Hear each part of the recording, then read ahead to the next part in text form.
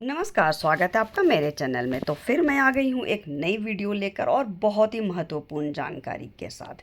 तो सबको पता है कि प्रयाग में कुंभ लगा हुआ है, महाकुंभ लगा हुआ है और यहाँ पर सभी साधु संत, नागा बाबा और बहुत सारे श्रद्धालु पहुँच रहे हैं और आनंद उठा रहे हैं। अब आपको मैं बता दूं कि सुख और आनंद क्या होता है। सुख जो होता है वो आपको बहुत सी चीज़ों से मिल सकता है, बहुत तरह के सुख प्राप्त होते हैं, लेकिन जो आनंद होता है वो बहुत कम चीज़ों से प्राप्त होता है।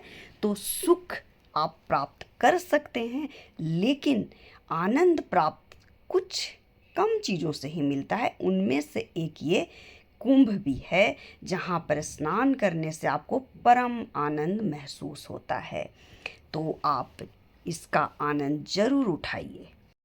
अब हम जानेंगे नागा बाबा के बारे में आज। कुंभ और नागा बाबा, इन दोनों का संबंध जुड़ा हुआ है। तो आज हम बताने जा रहे हैं आपको कि अपने जीवन को पूरी तरह से त्याग, तपस्या और साधना को समर्पित करने वाले नागा साधुओं की दुनिया को रहस्यमयी माना जाता है, लेकिन इसकी वजह शरीर पर राख और नग्न अवस्था में रहना ही नहीं है, बल्कि यह है कि नागा साधु केवल कुंभ के दौरान ही क्यों नजर आते हैं और इसके बाद कहाँ चले जाते हैं। नागा साधुओं की दुनिया को जितना समझने की कोशिश की जाती है, उतनी रहस्यमयी दुनिया दिखाई देती है। ऐसे में कई बार यह भी सवाल उठता है कि क्या कोई आम शख्स नागा साधु बन सकता है। इस सवाल का जवाब तो हाँ है, लेकिन एक आम शख्स को नागा साधु बनने के लिए कई तरह की यातनाओं से गुजरना पड़ता है और कड़े नियमों का पालन करना पड़ता है। नागा साधुओं के बारे में जानने के लिए हर लोगों में दिलचस्पी रहती है। तो आज मैं आपको नागा साधुओं के बारे में कुछ बातें बताने जा रही हूँ। नागा साधु कैसे बनते हैं, वो कहाँ रहते हैं और कुंभ के बाद कहाँ चले जाते हैं। सबसे पहले मैं बता दूं कि नागा का अर्थ नग्न से बिल्कुल भी नहीं है। बहुत लोग ये समझते हैं कि नागा बाबा का मतलब है, नागा साधुओं का मतलब है कि वो नंगे रहते हैं, निर्वस्त्र रहते हैं, इसलिए उन्हें नागा बाबा कहा जाता है। जी नहीं, नागा शब्द नग से आता है, जिसका अर्थ होता है पहाड़। वो अपना जीवन पहाड़ में बिता रहे होते हैं, वह नागा। और इनका इतिहास है कि ये एक नंगा पर्वत था, वहाँ पर ये रहते थे, तो इसीलिए इन्हें नागा साधुओं के नाम से जाना जाता है। ये बहुत ही प्राचीन काल से चले आ रहे हैं। जब जब सनातन धर्म पर हम मुसीबत आई है, ये आकर शास्त्र भी शस्त्र भी दोनों से इन्होंने सनातन धर्म की रक्षा की है। ये लोग शास्त्र भी जानते हैं और शस्त्र चलाना भी जानते हैं। इनके पास भाला, तीर धनुष और तलवार ये सब होते हैं और इनसे ये अपने सनातन धर्म की रक्षा करते हैं। जब जब भारत में मुसीबत आई है सनातन धर्म में, तब तब इन्होंने हमेशा आकर इन हमारे धर्म की रक्षा की है। अब हम जानते हैं कि नागा साधु बनते कैसे हैं। इस प्रक्रिया में इन्हें 6 से 1 वर्ष लगता है बनने के लिए, शुरुआत करने के लिए केवल। इसमें पहली परीक्षा में सफलता पाने के लिए 5 गुरु से दीक्षा प्राप्त करनी होती है, शिव, विष्णु, शक्ति, सूर्य और गणेश द्वारा, जिन्हें पंच देव भी कहा जाता है। इसके बाद व्यक्ति सांसारिक जीवन का त्याग कर आध्यात्मिक जीवन में प्रवेश करते हैं और स्वयं का पिंडदान करते हैं। सबसे पहले स्वयं का पिंडदान करना पड़ जाता है और इसके बाद 12 साल का समय लगता है इनको पूरा परफेक्ट नागा साधु बनने के लिए। ये वस्त्र का त्याग कर देते हैं, क्योंकि इनका मानना है कि जब हम जन्म लिए थे तो हम निर्वस्त्र थे, तो इनको वस्त्र की ज़रूरत नहीं होती है, इन्हें कुछ भी महसूस नहीं होता है। इनको न ठंडी लगती है, न गर्मी लगती है और न बरसात का इन पर असर होता है। मतलब ये सब कुछ से परे हैं। ये अपना पिंडदान खुद कर देते हैं और इनको किसी भी चीज़ से डर नहीं लगता है। ये मृत्यु से भी परे हैं, इसलिए ये अपने पूरे शरीर में भस्म लगाए होते हैं, क्योंकि वो अपने मृत्यु को भी इन लोगों ने अपने आप को दे दिया है।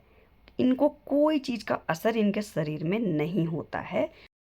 इनको ब्रह्मचर्य का भी पालन करना पड़ जाता है और बहुत कठिन प्रक्रिया है, तब जाकर ये नागा साधु बनते हैं। और ये परंपरा बहुत प्राचीन से चली आ रही है।